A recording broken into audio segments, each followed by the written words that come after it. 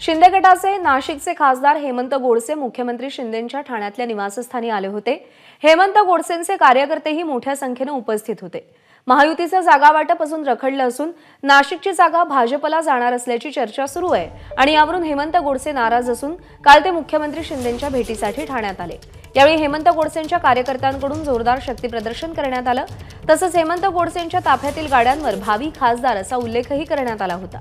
मुख्यमंत्री एकनाथ शिंदेंनी ठाण्यातल्या निवासस्थानी जाऊन हेमंत गोडसे आणि दादा भुसेंची भेट घेतली। यावेळी हेमंत गोडसेंवर कोणत्याही प्रकारचा अन्याय होणार नाही असं आश्वासन मुख्यमंत्री एकनाथ शिंदे यांनी दिलेलं आहे।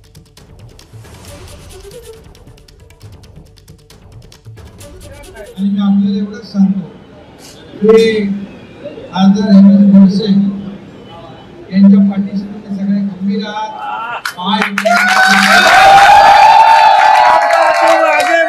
हम तुम्हारे साथ हैं। अन्याय होणार नाही याची काळजी एकनाथ शिंदे घेईल। एबीपी माझा, उघडा डोळे बघा नीट।